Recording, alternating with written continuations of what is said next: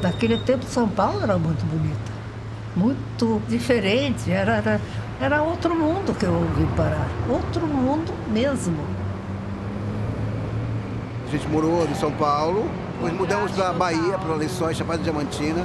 Aí depois da Bahia, lá do meio do mato, que a gente morava no meio do mato mesmo, a gente veio para o centro da cidade. Mas lá a gente já desejava vir para o centro. Bom, se a gente for para São Paulo, a gente vai para o centro. Eu acho que uma das coisas bacanas é a diversidade. É o agito do centro, toda a programação cultural que se tem aqui, tudo muito perto, é um lugar onde a gente pode ficar sem carro e tudo se resolve. Todo mundo está aqui, todo mundo tem o seu espaço. O morador de rua, o juiz ou algum outro profissional, todos eles estão aqui e vivem muito bem aqui. A minha permanência, a minha vida aqui veio mais uma busca, talvez, uma ideia um pouco proustiana da busca do tempo perdido, talvez. Eu vi aquelas senhoras todas chiques, aqueles senhores passeando engravatados. Meu pai, para passear na Praça da República, ele colocava terno e gravata. Eu tenho escritório aqui já faz 25 anos. Eu sou dos últimos advogados que ainda estão no centro da cidade. São Paulo não tem mar, então esse escritório é de frente para o mar.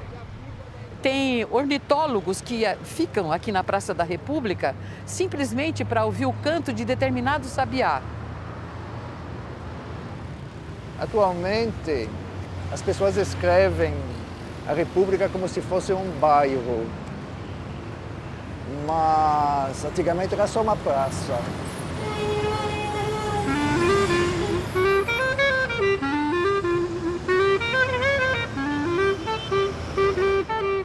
A Praça da República, originalmente ela tinha o nome de Largo dos Curros, né? Pelo que eu sei. Ela foi uma praça de douradas na metade do 19. E depois, quando foi proclamada a República, é que deram o nome de Praça da República. E foi urbanizada essa região, vamos dizer, da Vila Buarque aqui. Começou a se urbanizar o bairro de Higienópolis, essa região toda da Vila Buarque. No início do século XIX, era uma área suburbana. Era uma área ocupada apenas pela vegetação rala e alguns caminhos que demandavam o sul ou o oeste do núcleo urbano da cidade, que era apenas aquela região que hoje corresponde ao Centro Velho. Muitas das ruas que hoje são construídas eram caminhos que não tinham construções do lado. Isso acontecia com a Rua 7 de Abril e com a Rua da Consolação. Havia uma construção antiga, que era a Chácara Velha, e essa construção se localizava exatamente onde hoje é a Biblioteca Municipal. E essa construção foi ocupada pela viúva do senador Queiroz, que era um dos filhos do brigadeiro Luiz Antônio, e os diversos filhos receberam como herança terrenos aqui ao longo do Beco Comprido, que era a Rua São Luís. A Rua São Luís, que era uma rua muito estreita, ligava a Rua da Consolação até a Praça da República, que não tinha esse nome, que era o Largo dos Curros.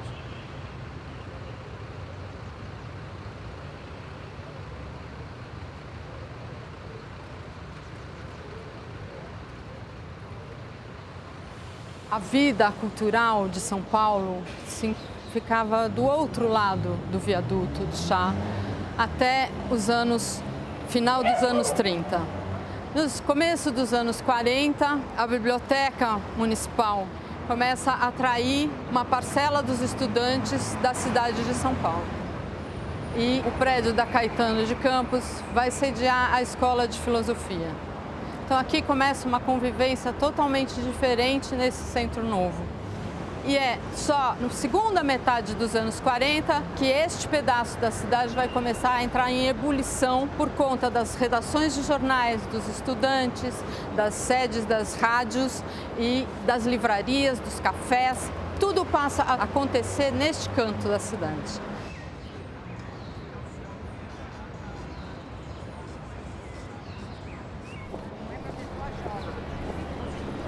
Essa aqui é a Praça Dom José Gaspar, o segundo a ser bispo do estado de São Paulo.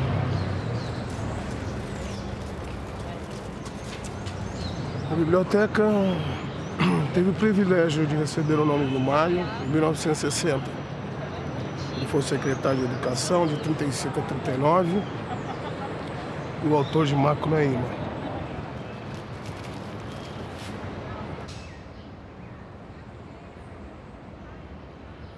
A arborização da Praça Dom José Gaspar, que é tão bonita, ela é resultado da fusão dos pomares de duas das casas aqui da São Luís.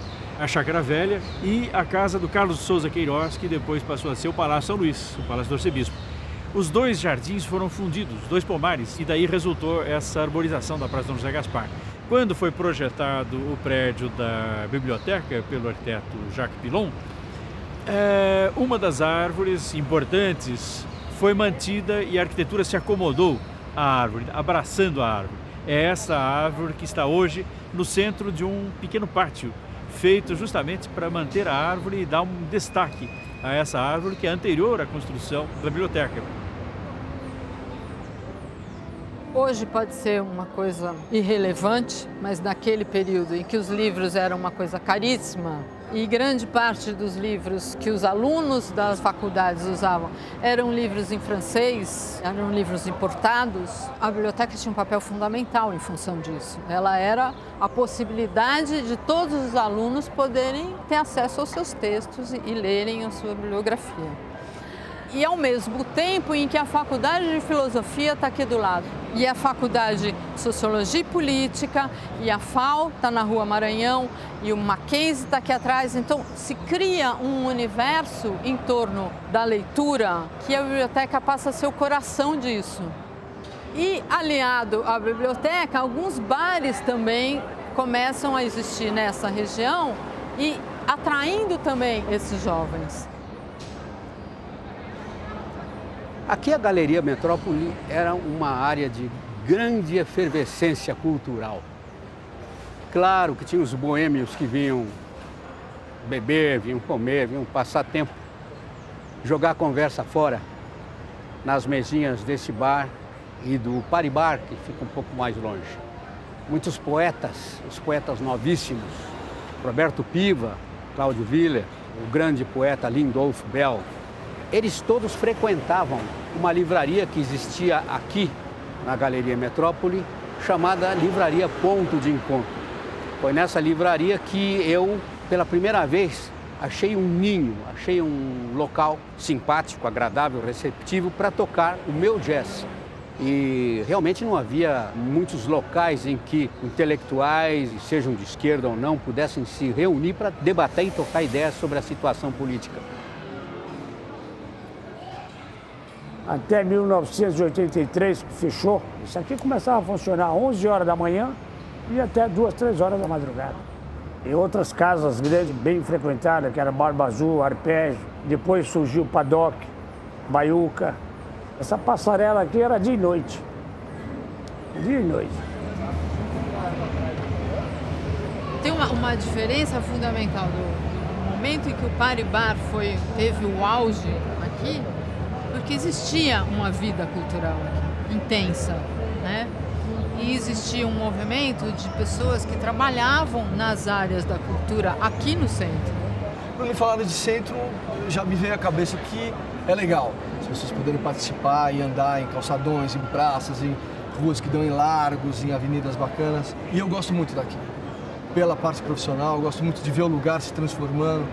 E entendi que o Paribar foi importante na história do centro. Acho que se o centro vai voltar, o Paribar tem que fazer parte desse retorno também. Porque eu noto bastante jovem que quer valorizar a cidade, que quer andar a pé, que o centro é bem democrático, né? Mudou bastante. A vinda de outros bares e restaurantes com uma cara diferente ajuda muito. As pessoas vindo morar aqui e trazendo outras pessoas para visitar essas, que estão trazendo outras pessoas, que espalham por aí. Então realmente mudou, é irreversível e é, super legal, tá todo mundo muito feliz. O comerciante de anos, que nunca acreditava, o comerciante novo que está vendo mudar. O principal é a praça, né? As pessoas voltarem ao centro. Se eles voltam para o centro, acho que o papel está cumprido.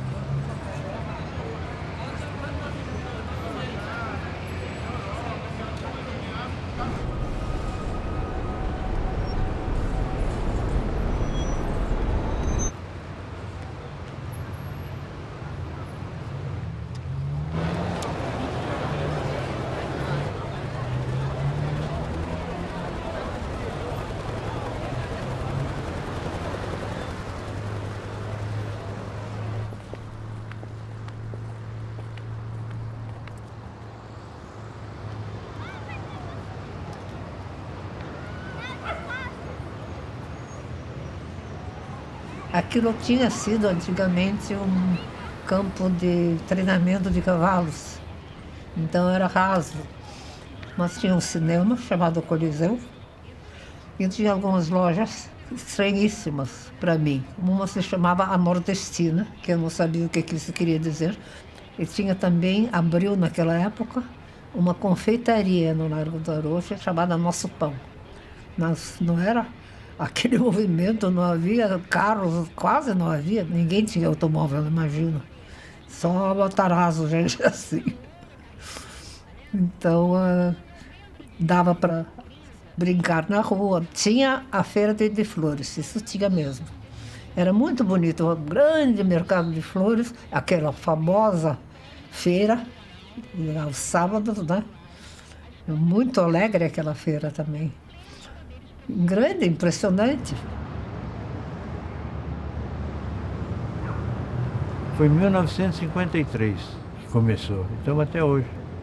No caso era meu tio, meu pai, aí do lado era o pai dele também, lá atrás também era o pai que tomava conta, agora é o filho, né? E continuou de família em família.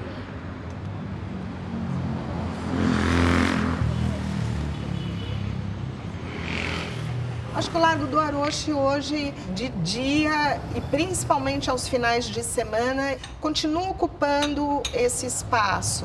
É um lugar de moradia e de comércio. Eu acho muito salutar para qualquer cidade, para qualquer região da cidade, esse uso misto, para ter essa convivência democrática entre as pessoas que moram, as pessoas que trabalham, para que o lugar não fique vazio à noite. Está mais do que provado por urbanistas, pelas pessoas que pensam e planejam a cidade, que lugares onde tem movimento são os lugares mais seguros.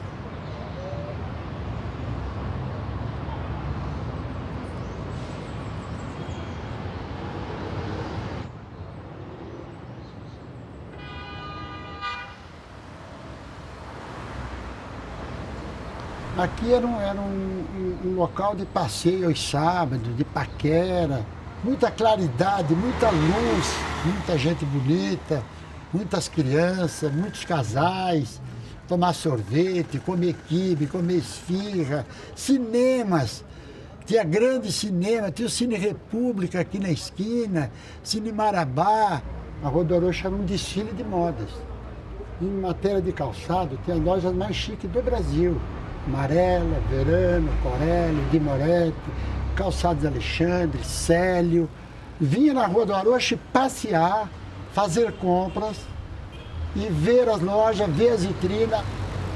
Aqui na região da Avenida Vieira de Carvalho, tinha grandes restaurantes, Din's Place, Rubaiá, Almanara, Galeto. tinha fazendo, tinha lojas de móveis, tinha modas, tem o Formen ainda, lá na esquina ainda está lá.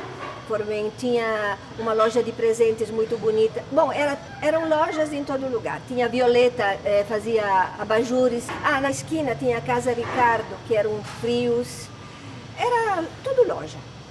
Então eu gostava, achava bonito, à noite ficava aberto até às 10, tinha um monte de gente, tinha cinemas, mudou.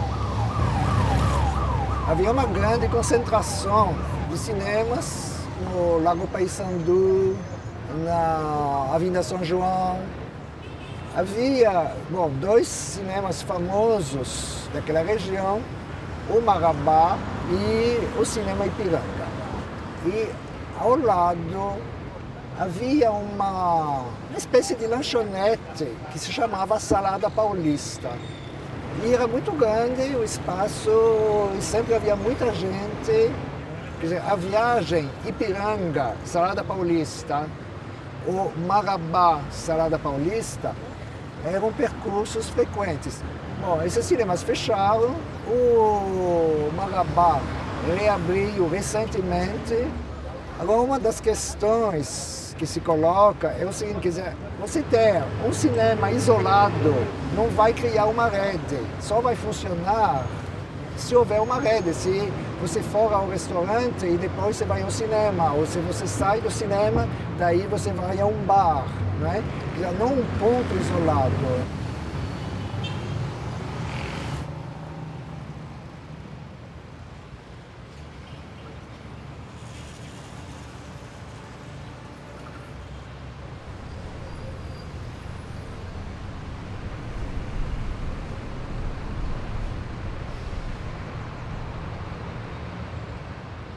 O edifício Eiffel, projeto do arquiteto Oscar Niemeyer, é também um prédio emblemático, né, da arquitetura moderna em São Paulo, um prédio importante pela disposição dos apartamentos, tem apartamentos duplex muito bem projetados e que constituem, do ponto de vista da arquitetura, a materialização, talvez única, de uma volumetria projetada pelo arquiteto Le Corbusier, que é um esquema em Y. O edifício Itália é um prédio que também tem uma volumetria em que o bloco isolado da torre tem como que um anteparo constituído por um edifício que faz o seu pano de fundo e se destaca o prédio da torre isolada. Isto foi feito também num outro prédio importante da arquitetura paulistana, que é o edifício Ster. O edifício Ster e a Praça da República são quase que uma coisa só. Tem um elemento muito forte que, na realidade, é típico de São Paulo, que eu entendo que é a diversidade. A mesma diversidade que marcou a construção do Ster, já numa obra já bastante arrojada, é a mesma que continua até hoje. Ele foi inaugurado em 38 e, para se ter uma ideia, a estética que nós tínhamos dominante naquela época eram as obras do Ramos de Azevedo, que nós temos aqui a Caetano de Campos ao lado e, curiosamente, retratando essa transição de uma mentalidade, de certa forma, passadista para uma mentalidade moderna, surge esse edifício de linhas retas dentro de toda a proposta da arquitetura moderna que nascia com os princípios do Lúcio Costa, no caso do Rio de Janeiro. É um prédio como se fosse esta ilha, que é aqui a Praça da República. As pessoas residem, as pessoas trabalham, é um prédio que tem vida própria. O que marcou época de ouro nos anos 50 deste subsolo foi a famosa Boate Oasis. Era o típico lugar para ver e ser visto. Em função de terem morado muitos artistas aqui, Darcy Penteado, o Almeida Salles morava aqui no 5º andar e de Cavalcante com sua esposa Noêmia, foi um ponto de reunião, de boemia.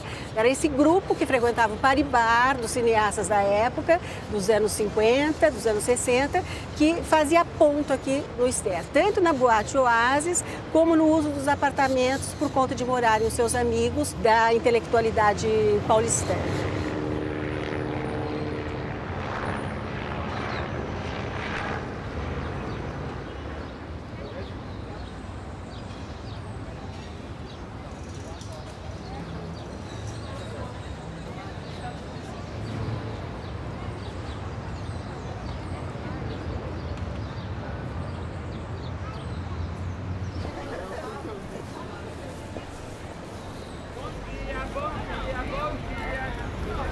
gente tem muito orgulho de nossa filha estudar aqui Primeiro porque é a Praça da República, é um lugar histórico, a gente gosta do centro de São Paulo.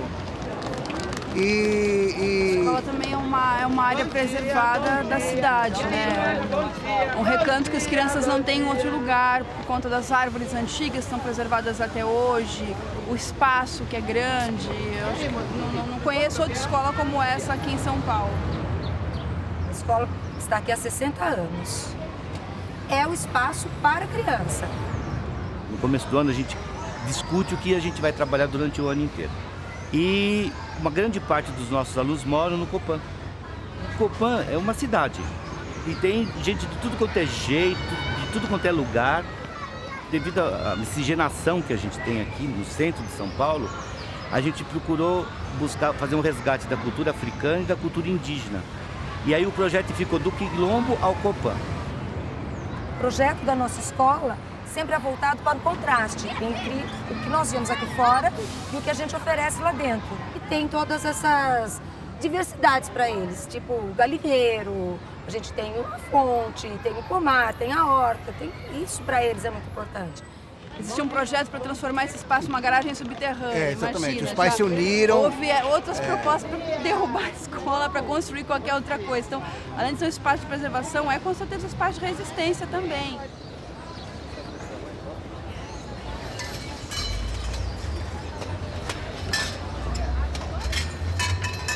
Meu primeiro interesse foi arte plástica, mas aí questão monetária e a própria história foi virando pro artesanato, então fui vindo pro artesanato. Né? Antes disso, eu venho do movimento beatnik, que antecedeu o hippie, né, o hippismo. Os próprios beatnik viraram o hippie. A gente colava nos numismatas e nos filatelistas.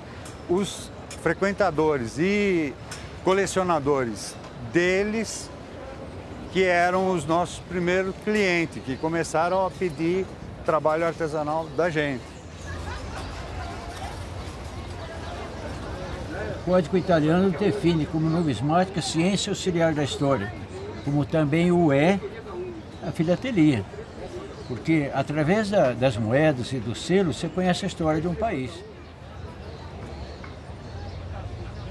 Eu cheguei aqui em 1968, junto com os hippies. Tinham vários grupos que fizeram parte da praça. Tinha até divergências entre eles, mas um objetivo só, que era colocar a arte nas ruas. Como aumentou o número de expositor,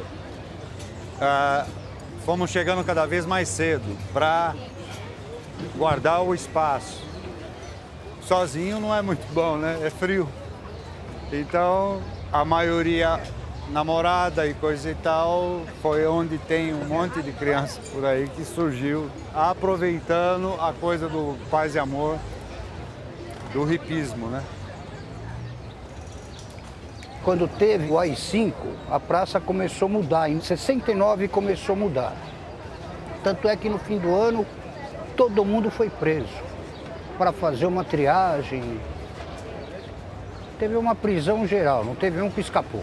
A polícia cercou a praça todinha e juntou todo mundo no meio. E a gente foi obrigado a ficar sem roupa, só com a roupa de baixo.